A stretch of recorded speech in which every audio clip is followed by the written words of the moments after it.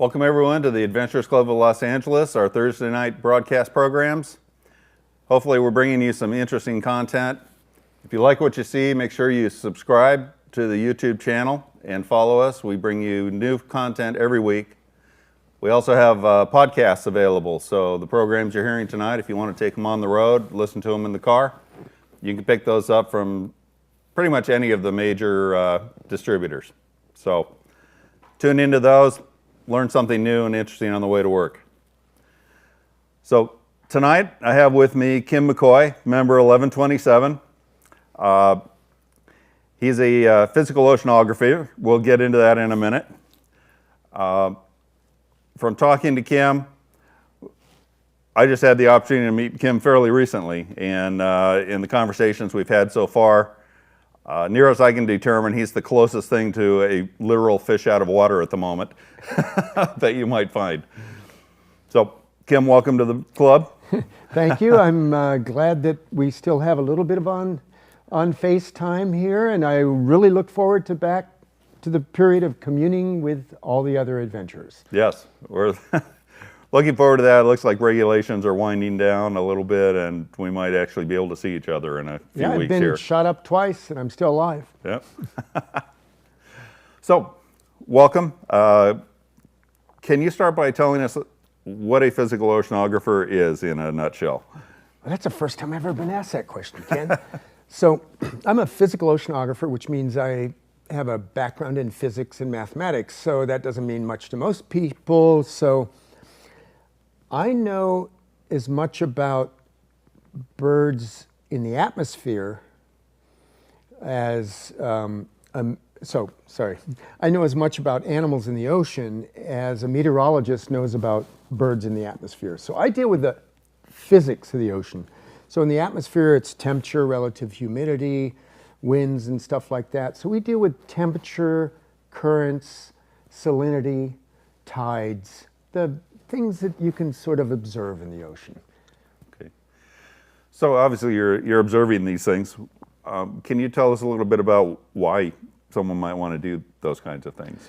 Well, there are a lot of people doing it today, but 100 years ago, 200 years ago, there were very, very few people doing it. As a matter of fact, I brought along a couple props here. This was from the 1800s, so from the 19th century.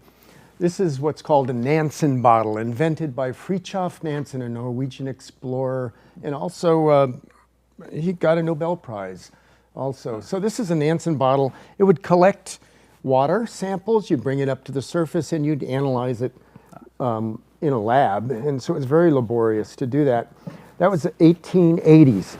And then along came the 1930s. This weighs a whole bunch here. Let's see if I can get that in the right angle here. Okay, so there it is. This is called a bathythermograph, from Greek bathos, from bathy, depth, thermo, temperature. And this thing, which weighs about 35 pounds, would go down and it actually would give a profile of temperature versus depth. And they would bring this up. So this was in the 1930s, invented by a South African oceanographer. And then fast forward to the 21st century, and here we have an autonomous vehicle. So today, we oceanographers do a lot of the profiling the ocean. With these instruments, they operate completely autonomously. Some of them stay out for even years. They profile down. This thing takes temperature, salinity, can do some acoustics, some ocean optics, and it has a buoyancy engine that changes its volume basically, and it causes it to sink or rise. So in the 21st century, everything's done, not everything, but a lot of things are done by instruments that are very, very developed. So this brings us into the 20th century with these sorts of things. We're in the 21st century, of course. And because of my background in oceanography, I ended up using a book called Waves and Beaches. And this book was written by Willard Bascom. And the reason why I am here today is actually because of Willard Bascom. Here in the back, here's Willard, we'll see him later. And he wrote this nice little book in '64, and I used it in graduate school. And Willard was a member of the club. He was number, I think, 789. Unfortunately, he passed away in the year 2000. And with his family, actually, his estate and his daughter, Anitra Bascom, we managed to produce the third edition of Waves and Beaches, which is right here. And this has just been published just recently. So the real reason why I'm here today is really Willard Bascom. So because I had a connection to oceanography, I used a book written by Willard. Willard told me about the club, and here I am today. Ah, okay. Semicircle, at least. Yeah, part of it, yeah. So you had an opportunity to work on the third edition. Well, I wrote Yeah. everything that's different from the second edition I wrote. Okay. Interesting. So you obviously love the ocean. You spend a lot of time around it, so you must. Yes, I do. When did you start to develop an interest in the ocean? Well, I can't really remember when it exactly occurred, but because by the time I was 5, I had gone across the Pacific a couple of times, in the Atlantic, and I was living on the island of Malta in the Mediterranean when I was 5. And so it just sort of grew into me. I had been at sea. I didn't even know that was abnormal or anything. And really when I was about 9, when we moved to California, I started interacting with the ocean seriously. I started looking at the sand on the beach, and I thought, wow, this is really cool. What are those kids doing on the beach? They're moving, they're sliding along. Those were skimboarders. I'd never seen them before. And I said, yeah, I want to do that. So I started skimboarding. And I got a little bit older and I started body surfing. And then there was a dive shop. This guy by the name of Ted Duffy ran a shop called the Seven Seas Dive Shop in Monterey. I started hanging out there and I started free diving because he wouldn't teach me. I was too young. Yep. And so by the time, after a couple of years, I was about 13, and he says, okay, you get to go in the next class. So I became a certified tank diver when I was 13, but I've always loved free diving. So started very early, and it hasn't stopped yet. Okay. So when you say free diving, a lot of people just think about snorkeling and going down to pick up a shell, and you got into it a little more seriously and gathered, well, hung around a lot of that. Yeah, I mean, Andy, you might show a little bit of the first couple of slides there just to get us in there. There's a picture of me when on the left in Malta when I was 5, and on the right is in the Pacific going from Japan to North America. And then here's a little note from my kindergarten teacher. Kim is doing very nicely in kindergarten. He's very serious about most things he tries. So that's still going on. So you keep going there, Andy. And that's my grandfather on the left there. That's on the stern of the Cutty Sark. And my grandfather was in the British Navy. And he was in the Battle of Jutland. His ship, the HMS Warrior, was sunk. He spent a long period in the ocean and in the North Sea. Next one. So then I got into free diving, as I mentioned there, and that's me on the left there with an eel. And you see in the center there, it says Monterey Peninsula Skin Divers, and I'm holding a trophy. Now, I just happen to have that same trophy right here since it's dated 1967. So in that last image, I'm holding this. For some reason, it's managed to still be in my possession. That has a little bit of a 1960s feel to it. Yeah, well, here, feel it. It's, it's not exactly a professional thing, but for some reason, it just hung out. Yeah. That's a great piece. So keep going. Andy, there's, did you have that shark one? Go back one, maybe? Yeah.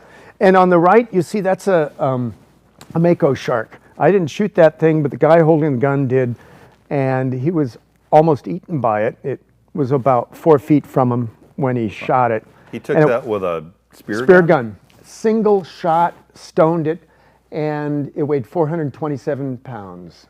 I'm impressed. Yeah. It's super unusual to be stoned. In other words, to kill it on sight. It must have hit it right, the equivalent of spinal cord. Wow. Yeah. I bet his adrenaline stayed up for a few days. So let's see a couple more there, Andy. Just fast ones. So that's when I worked for the Olympic Committee in the sailing there. You see that little logo. So I worked for the Olympic Committee in Kiel, Germany. And I knew French, German, and English, and I knew all the sailing terms. So I got hired there as a young dude. And that started my, I'll call it, serious study of oceanography in Kiel, Germany. And that's my badge. You can see information was my title, and I could go anywhere. Mm-hmm. So you spent quite a bit of time in Europe and various universities, I think. I'd like to circle back to that in a second.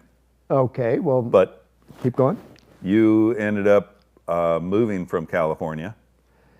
Yeah, one day, it was in October of, in the 1960s, my mother showed up at the little school we were going to, and hey, we got in a taxi, and before we knew it, this was in Monterey, California.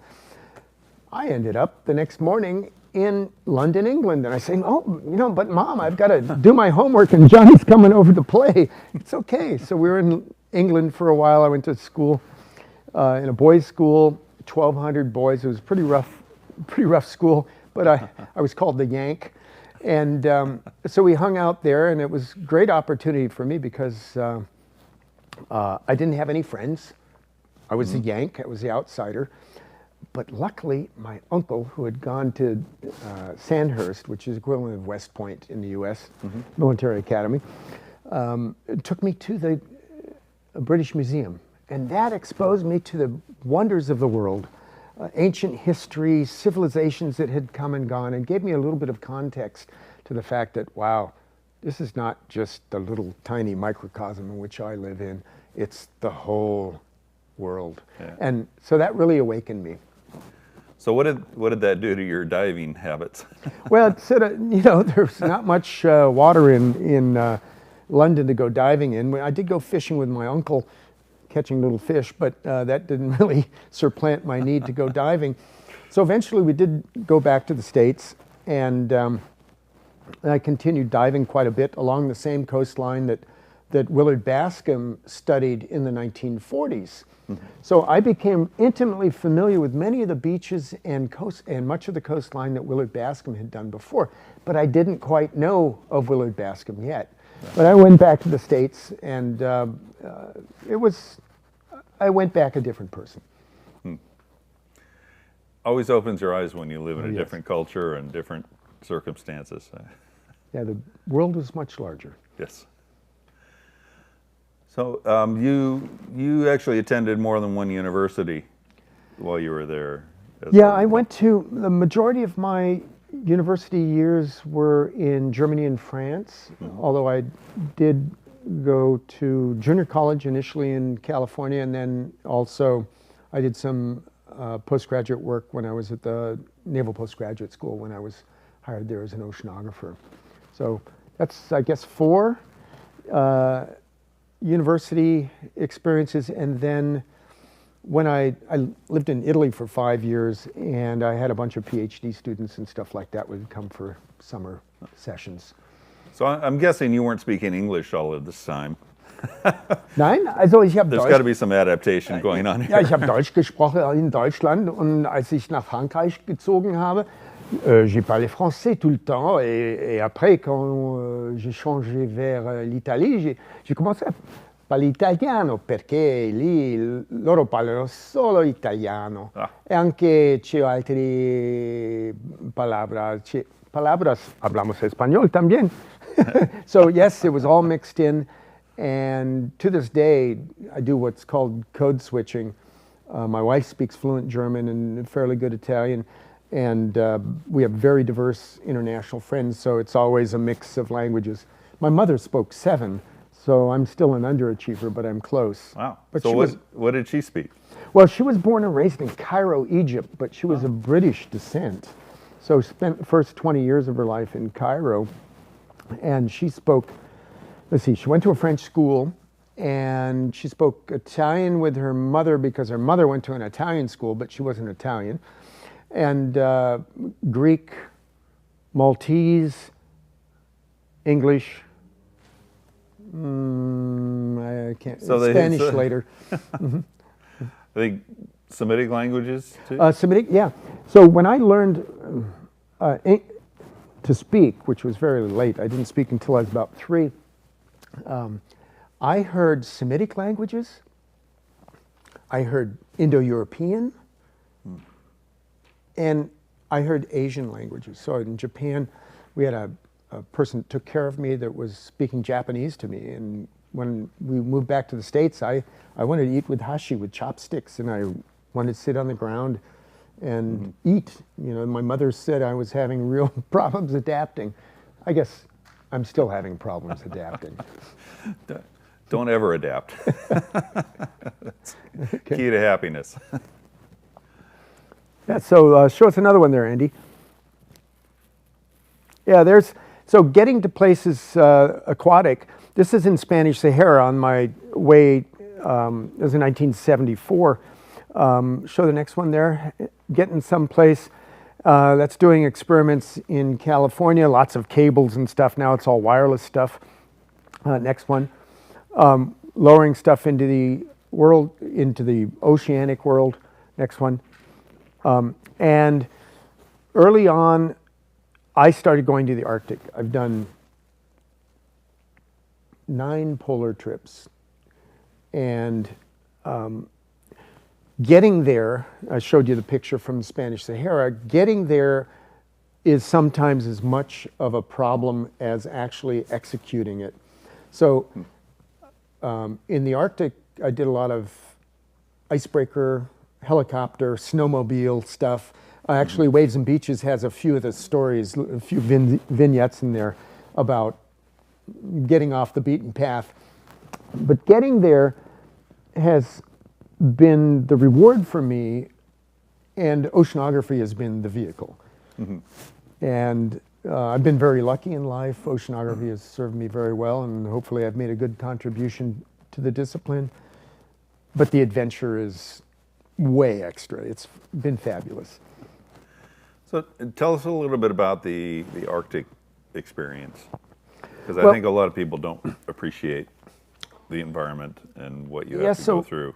I first went to the Arctic, so north, in 1980.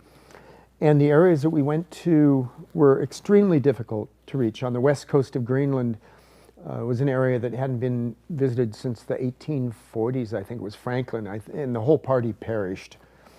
And we went there in 1980. We were the first group ever to go there, and since they perished. And Because now, why wouldn't you? and now, because of climate change and the warming poles, the poles are warming much faster, much more drastic than what we experience here in the mid-latitudes. Because of climate change, now they have cruise ships that go there. Not during COVID, but I'm sure they'll go back.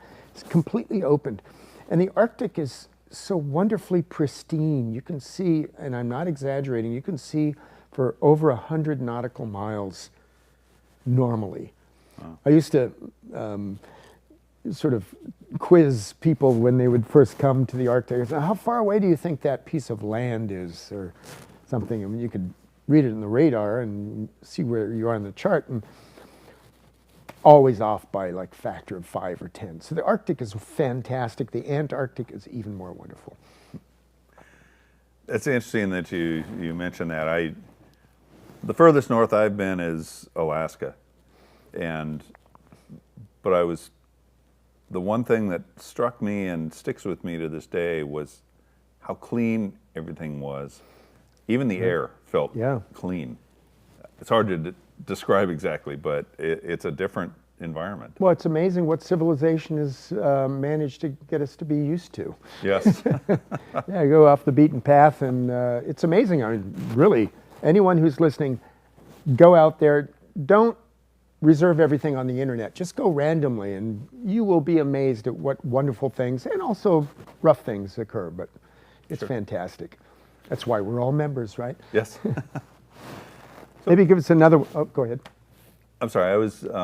You mentioned climate change. Yes. So you're in a unique position to speak to that a little bit. And can you speak to some of the examples of what you see going on, the changes that you've seen over the years? And Sure. Well, I mentioned the one instance off the west coast of Greenland, very, very clear. I also spent a couple of months in Antarctica, and there in some areas it's increased by 7 degrees. You know, it's an amazing change. Some species of penguins that have been there for, they know from bones and other things, been there for about 5,000 years. They're being displaced by warmer climate penguins. Oh, This is they're being very pushed evident. south. And if there's one takeaway of what happens in the Arctic, when the Earth is covered with, or the sea is covered with ice, when the sun comes down, it reflects about 80% of the incident solar energy. Sure. When the sun hits water, so when the ice is gone, about 80% is absorbed. Massive change. It's like having a blind on your window and Sure. taking it away. It's pretty hot sitting in the sun. Now, Sure. put the blind on, it's nice and comfortable. That's what's happening in the Arctic or any area that has previously had snow cover. So the water warms up, melts the ice, and Exactly. vicious circle. The snowball is really rolling already. Interesting. And Waves and Beaches talks a lot about climate change. And well, for people that don't even live on the coastal zone, we have the meanderings of the, they call it sometimes the polar vortex, or the, you know, so it's basically the jet stream.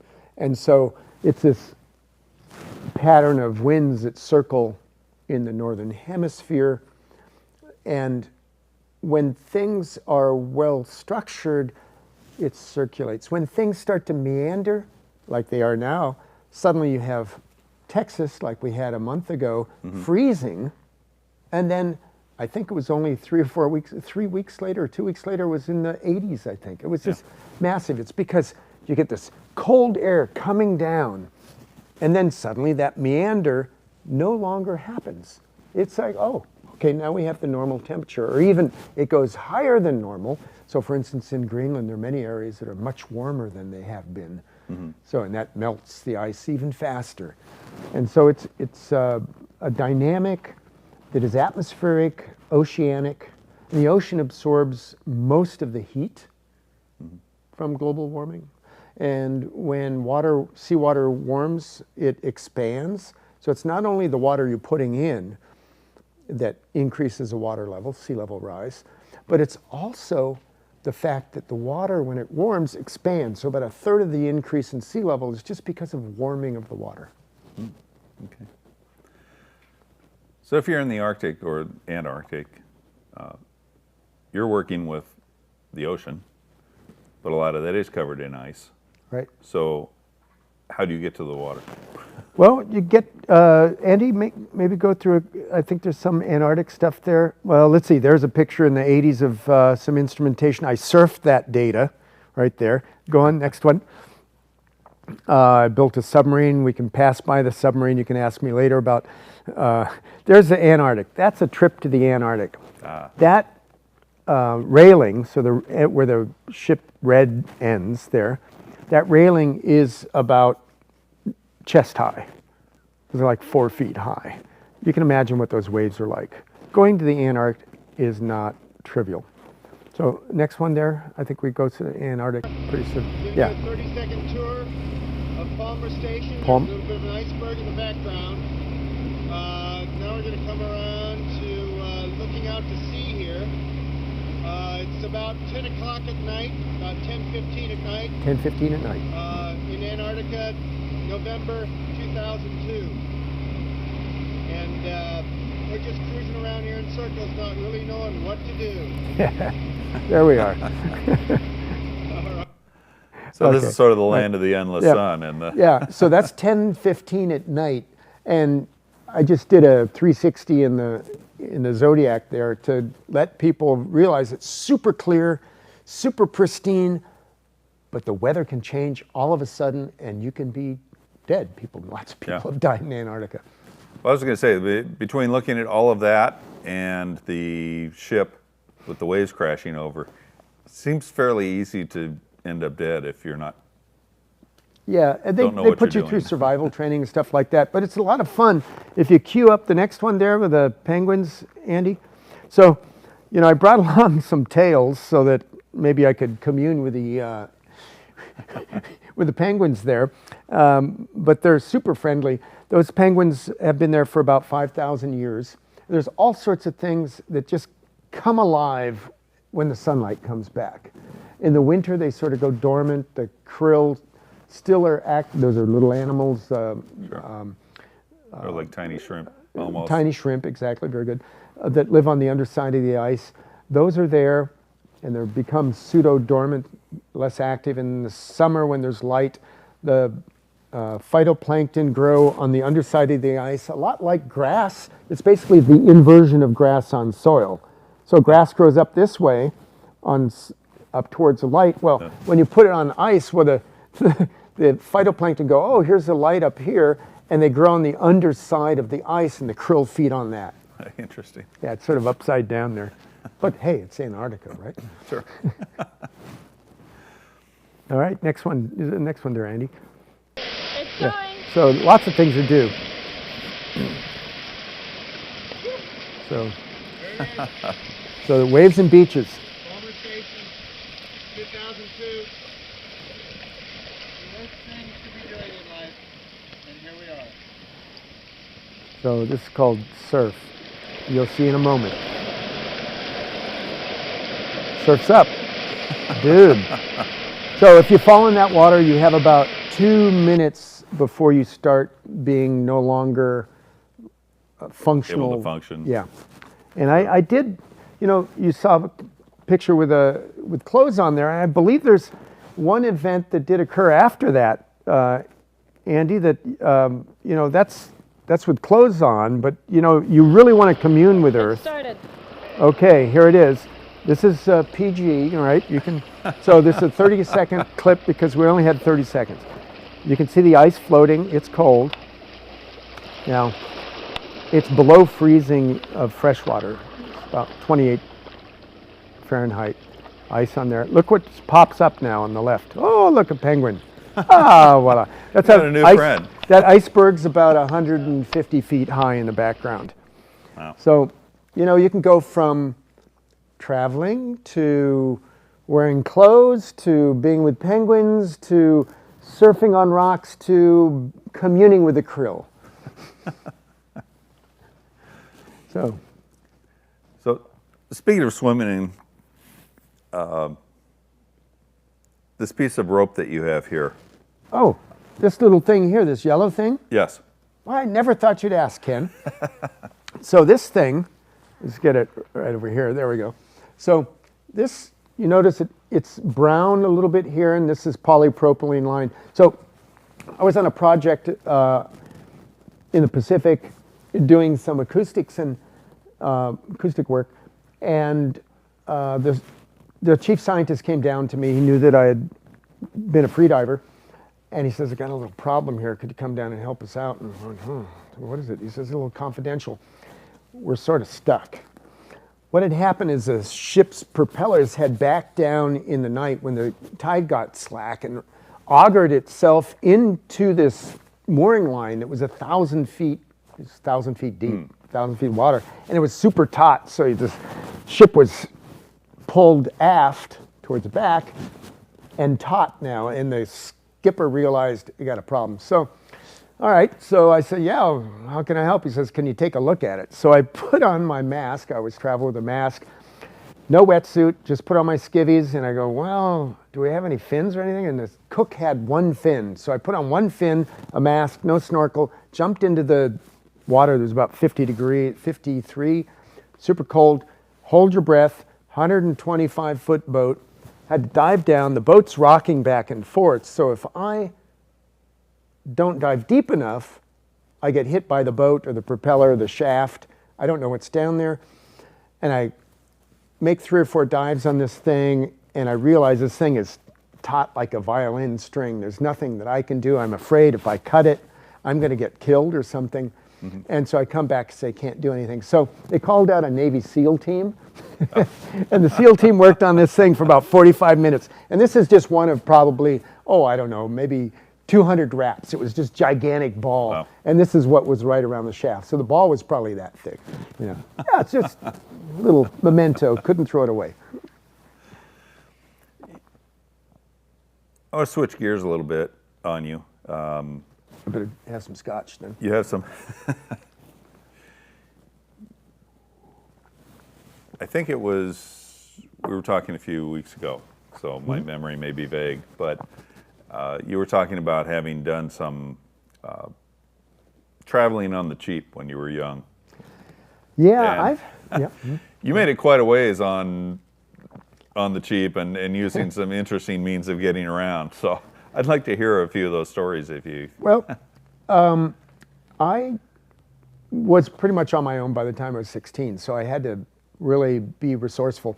So I estimate I've hitchhiked about 30,000 miles in my life. That's about 50,000 kilometers in North America, South America, Africa, and Europe, and a little bit in Asia, but it doesn't count. And my record is to go, when I was at university in France, the term ended, and I managed to get a job on a schooner, 135-foot Herreshoff schooner, beautiful schooner, sailboat. And one day a guy came up and asked for me by name, Kim McCoy. And I'm going, holy, the feds are after me. What's Who's this? I'm in asking? Monte Carlo on a schooner, who's asking for me? And it was a skipper of a super yacht, and he needed a crew to go back to the States, and because of international law, I won't go into it, but they'd like to take people that have the nationality of the country they're going to, otherwise they have to pay for them to go back. So I said, yeah, sure. Where are you going? And he said he was going to Sag Harbor. I said, sure, sign me up. I said, well, when are you leaving? I'd been living in Europe for years and years, like 7 years at that point. And he goes, day after tomorrow. So Plenty of time. I gave some stuff to some friends, packed away some things, stored them, and I left. And I made it from Monte Carlo. We went to Gibraltar, then to Azores and to Sag Harbor. And I not jump ship, but found another vessel going to Mystic, Connecticut, then Danbury, Connecticut. And then a friend had a car in New Jersey. Oh, by the way, the 10 cents was for a phone call and the 25 cents was for a bus ride. So that's 35 cents. And then a friend had a car in New Jersey. So I hitchhiked in New Jersey, picked it up. He had inherited it from his grandmother who had passed away. And I drove that from New Jersey all the way to California, and they paid for the gas. So that's my record, 35 cents from Monte Carlo to California. That's pretty amazing. Between the languages and the thrifty travel, I'm going to drag you along next time, I think. You get a lot of bang for the buck out of things. Not dead yet. Prison Island.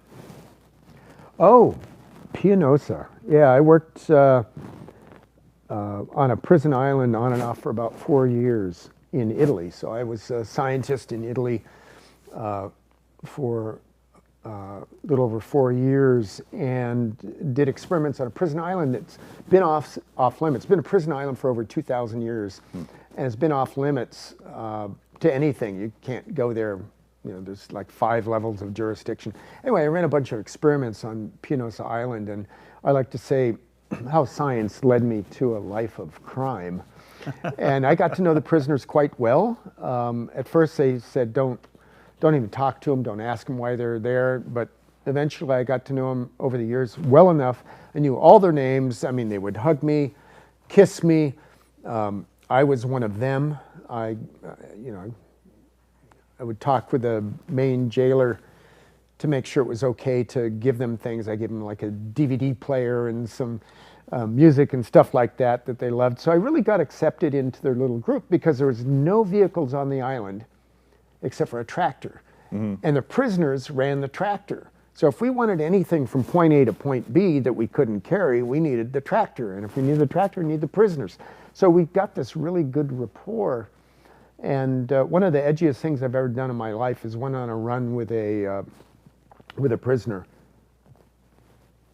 outside in no man's land, just the two of us. And I presume this was with some permission. none, No. none, because if you go and you ask the jailers, they're going to say no, And if you go to the prisoner and you say, I asked the jailer, you're losing confidence, like you don't trust him.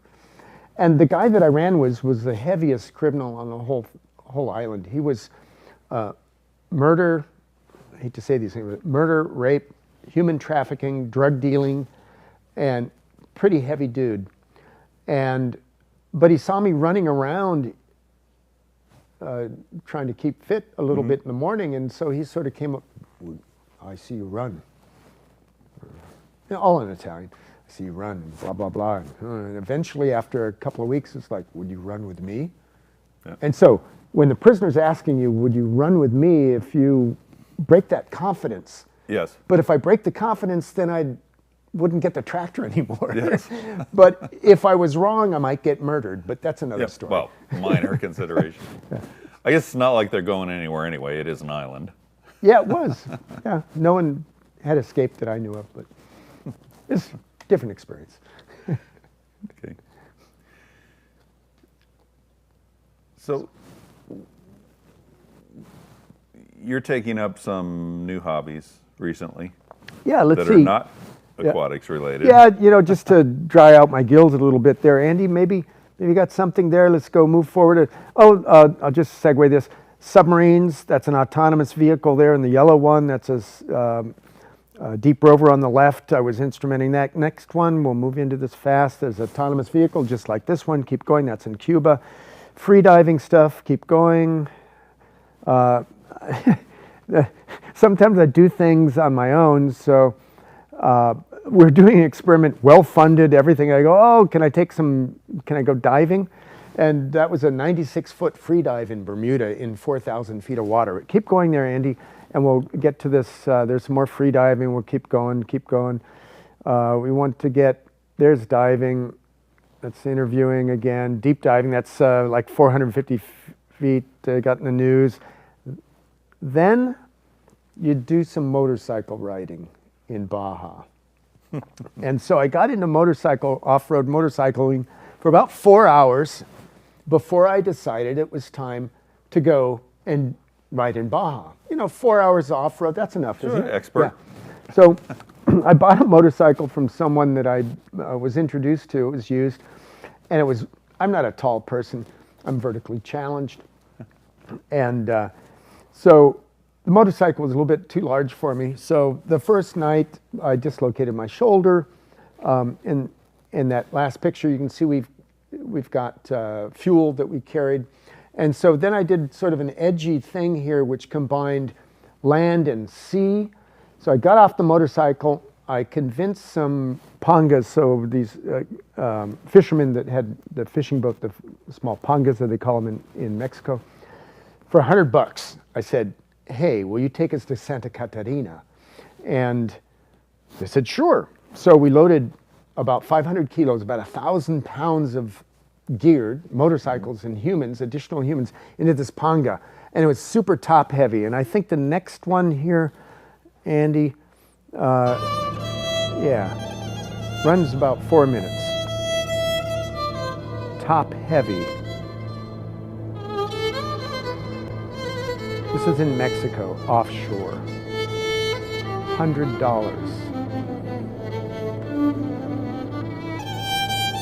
So are you going from the mainland to an island? We're going about 15 nautical miles where no one that I had ever spoken to had ever been successful at making that gap in Baja. And, that's a good roller. Super top heavy.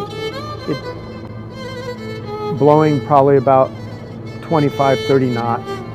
Some good sized seas. But it wasn't just that good. It got better. So, after about a half an hour,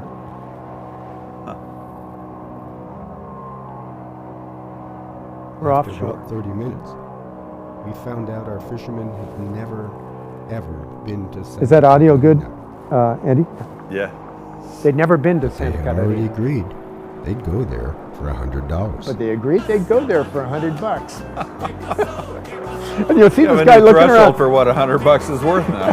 So, and you know, they didn't know. But we'll go there. There's $100. And there I am. Everything was wet, super wet. And they said, muy peligroso. Yes. Very dangerous. The engine stopped several times. We had to bail the boat. It was bail or film decision. We decided to bail. Yeah, it stopped several times, the engine. So we had to bail. So I didn't film because we were taking on a lot of water. You can see the lens is wet. So on top of all this, there are motorcycles in this Yeah, boat the two that motorcycles, flop it's over super top heavy. And everything is super wet. We're just soaked to the bone. So this is sort of off the beaten path. There's not actually a path. What these hand motions mean, I'm not quite sure. As long as he doesn't disappear under the water, Yeah. you're good. And there you see there are lots of rocks, right? Yeah. And this is an embayment, so the waves are super small here. You know, they were probably, 8 feet or so outside, which is not big. You'll see them in a moment when they head back out. There you can see the motorcycles in it on the Panga. You see it's tilted already to the side. It's off center. We were ecstatic. We'd finally arrived. We hadn't drowned. We were in Santa Catarina, wherever that was. Where were we? It didn't matter. We were just alive. You can see here in a moment how hard the wind was blowing along the beach. They were happy. This is some technology here. Watch this. Look. So they were really professionals. See the wind blowing along there? It was howling outside. So there was someone living on the island. Well, this is just another the fish fishermen camp. went their way Okay. with our $100, They went, and we went ours into the desert. so they went their way with our $100. And we went into the desert.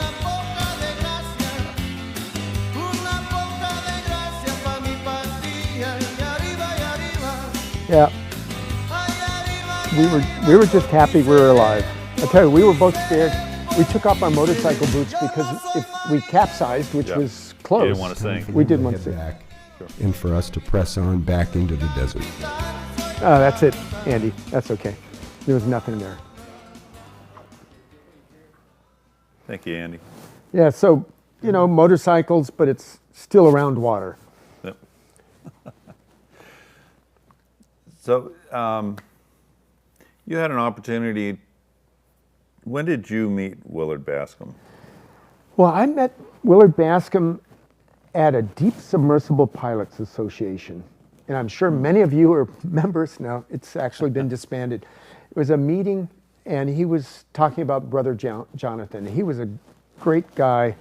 Somebody should really, I've said this before, someone should really write a book about Willard Bascom. Very diverse. He had a multi-year legal suit with the CIA. He invented dynamic positioning, did underwater archaeology, First, he was project manager for Project Moho, which tried to drill into the ocean. Great guy. And we became friends. And he had just acquired the rights from Doubleday for Waves and Beaches, and he was thinking about doing a second edition. And it was sort of a father-son relationship. It was great for me. A mentor that I never really quite had. And he'd hand me things to read, and I'd go, wow, I haven't read that, so I'd read it, and read something else, another book, and this and that, and talk. We had great relationship. We had lunch at least once a week, and would meet sometimes multiple times a week. And one day he handed me the second edition of Waves and Beaches, which is this one right here, which you see I've used a bit. Well bookmarked. And he said, read this and tell me what it needs. And so I was taken aback. It's like Willard Bascom's asking me to give him Give input. input. And so that was a transition that really was a spark from being his student to being a collaborator. Unfortunately, he was hit by a car shortly thereafter, and he died in the year 2000. So the writing of Waves and Beaches has really been a 20-year project. And Patagonia, the publisher, I started interacting with them about 5 years ago. So it's been a fantastic experience because many of my off the beaten path experiences dealt with waves and beaches professionally, and like we saw in the Panga. It's like I could estimate the waves and what was going on. I didn't know the skill of the fishermen, but so many stories, many of these edgy things have worked their way into Waves and Beaches, but I've kept the real bones of Willard Bascom in there. It's really a hybrid of Bascom's intellect and my adventures, and of course my oceanographic background. Sure. So this makes a beautiful circle of sorts, because in our club library, which is an extensive collection of very fascinating adventure books, books written by members, it's a place to spend a lot of time and learn a lot of things. But we have first, second, and third versions of Waves and Beaches. Yeah, what's I think perhaps unique with the club is that Willard Bascom wrote the first two editions. I was never at the club when Willard was alive. I joined after Willard passed. And I completed this after his death. And now I brought back a copy to the club and completed that whole loop, which involves oceanography, Willard's life, my experiences, and it's all tied together, and it wouldn't have happened if it wasn't for the Adventurers Club. I'm glad to hear that. It's an amazing story. You want to show us it, cue up another one there, maybe, Andy? Yeah, this is when I got marooned one time in, this little story is in the book. Marooned, I was worried about sharks. That was a little edgy one. Next, keep going a few through there. I started climbing. That's top of Kilimanjaro. The center one is Mont Blanc du Tacrul in Mont Blanc, France. And then climbing in Italy. Next one. That's on top of Mont Blanc du Tacrul in France. In the background's the Matterhorn. That's my good buddy, adventure partner, Tom Kiefer. Next one. And I did some other things. Watch this. Watch the horizon. It's in Mexico. Look at that. Horizon below me. Now, 90 degrees to the right. Almost. There it is.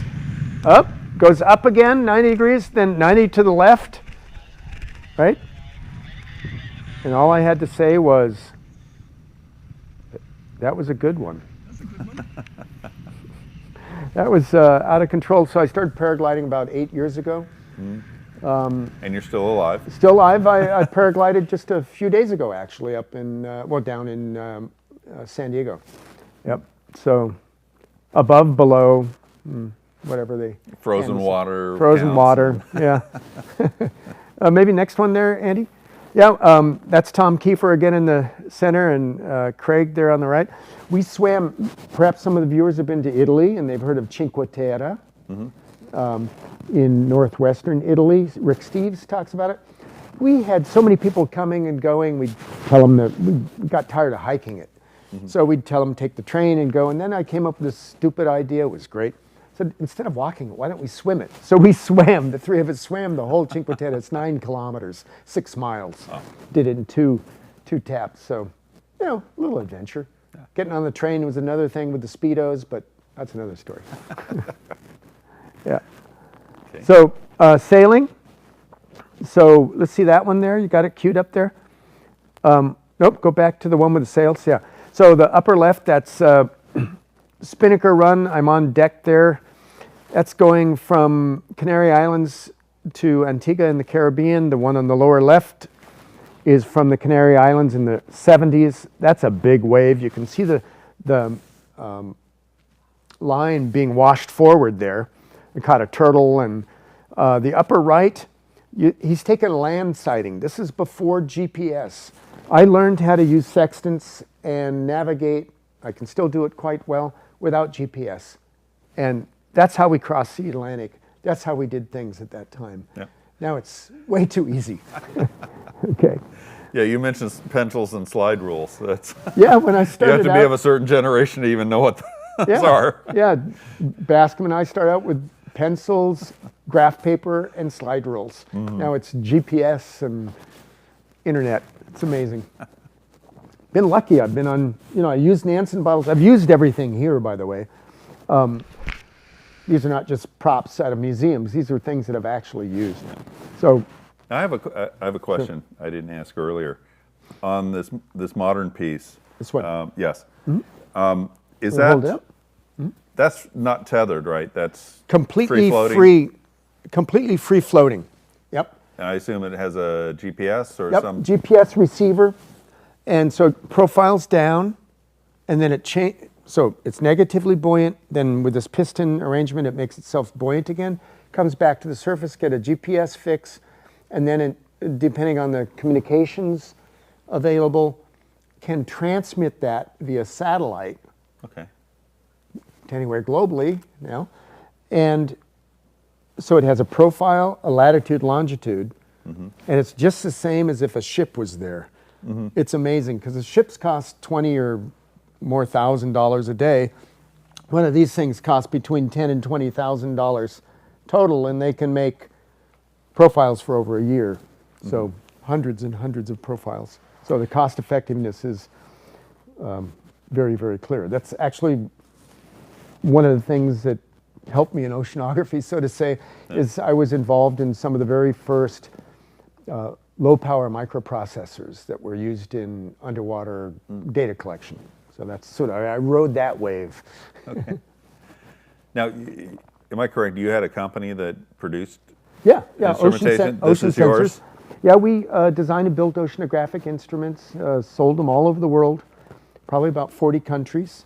That was part of what allowed me to go places. Is, sometimes people would need training, or I go to conferences in places. And maybe I mentioned I've been to all 7 continents, been to 6 of the 7 by sea. Yeah. Crossed the Drake Passage twice, which is the roughest portion of the ocean, the Southern Ocean.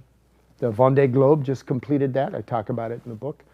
And you can pretty much point to anywhere. I mean, I've been off the chart here, the map, in the north, and off it to the south.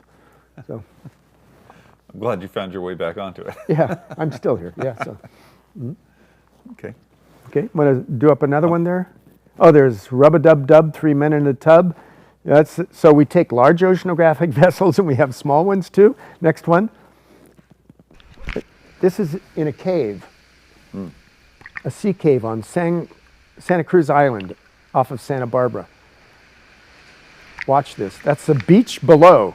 And now that goes in, and it compresses all that air and pushes it out. Oh, interesting. Now, next wave comes. It's even bigger. Look at that beach way down below. And now all the water pushes back in. That water is probably moving at about 70 miles an hour. Wow. It's a pretty Yeah, edgy it just thing to funnels do. in. That's crazy. You don't want to hit your head. Here's a reflected wave. We're in about 15 feet of water. See it spewing out again? It's edgy, but I'll tell you, it is exhilarating. Right? So then my buddy gave me the camera back. But we were worried about getting hit. You can see how far into the cave we were. So all that energy is funneled in. All that energy is funneled into the cave, compresses in the back, and then all that energy spews back out into the ocean. And if you're in the way, you'll go too. Yes. Yeah. Okay. All sorts of things. How are we doing? Another one? Wonderful. Another one? Yeah. More? How are we doing? I was going to say maybe we could take some questions Sure. for Andy. Do we have questions in the queue? Sure do. Thank you so much, Ken. Thank you all for joining us tonight.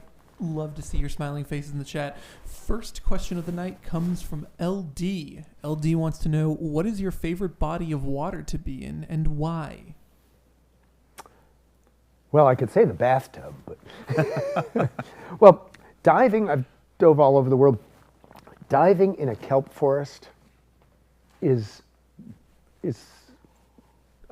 almost a religious experience. It's like a cathedral, vertical with the shafts of light and fish and all sorts of invertebrates. It's really amazing. Which we're really blessed with here in California. Yeah. About 40% of the coastal world, so in not ice covered, about 40% has kelp, so macrocystis or similar. So it's, I would say, diving in a kelp forest. Yeah. I think one of our other members, Stu Dietz, talked about that being one of his favorite things as well. You can go anywhere and you can go to the tropical reefs and whatever, but the kelp forests are they're three-dimensional. A tropical reef, and I've been shark diving and spearfishing for decades, but there's something about the three-dimensionality of a kelp forest. Yeah. Okay, another one? Gotcha. Thank you so much. Next question comes from David McAlexander. David wants to know, climate change promises to open the Northwest Passage to commercial shipping, bringing big changes to the global energy trade and naval power. How likely is that, and how soon? Well, the ice coverage, so the question is about the Northwest Passage, which is generically through the northern archipelago of Canada. And that would allow shipping to go from the Atlantic to the Pacific or vice versa without going through the Panama Canal. And that would drastically change the cost and timing aspect to moving goods, could be oil. And the estimated time that I'll call it Northwest Passage would be ice-free is constantly being diminished.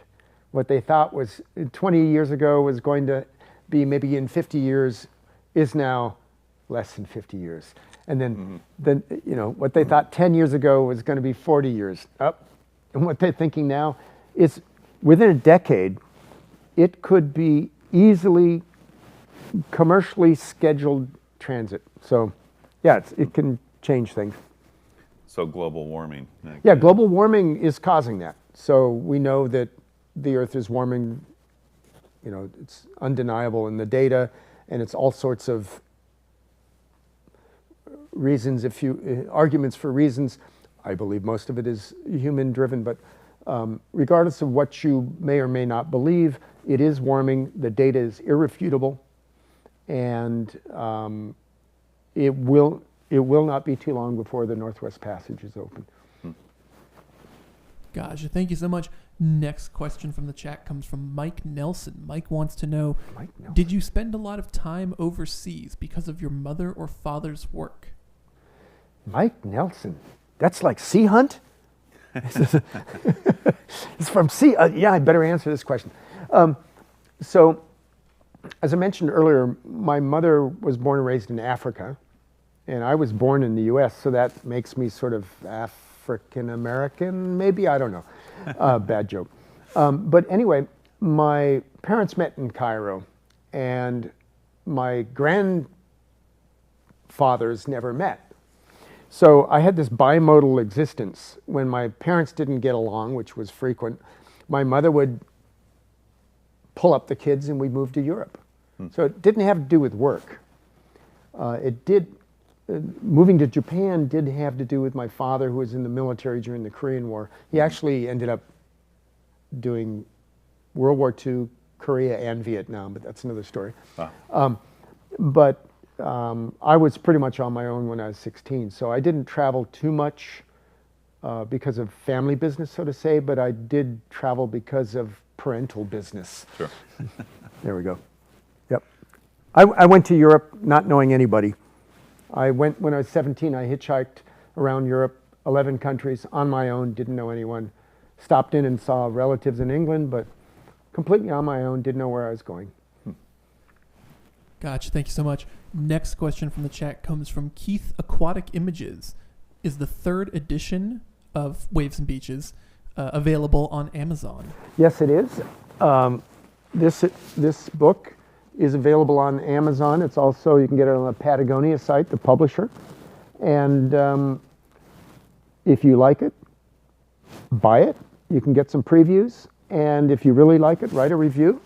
It's just been out. It's just published about 2 weeks ago, so brand new. So Willard Bascom is with us in print. Gotcha. Thank you so much.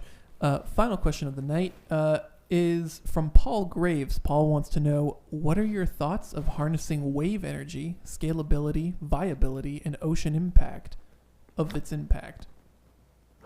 The impact of harnessing ocean energy, was that the end of it? Yes, and Okay. I guess And the the ocean impact viability. of harnessing. So there are quite a few companies involved in it, and I believe in Scotland there's currently a ocean energy, so wave energy extraction project that is grid tied, so it's currently supplying commercially viable electrons, if you will, into the grid.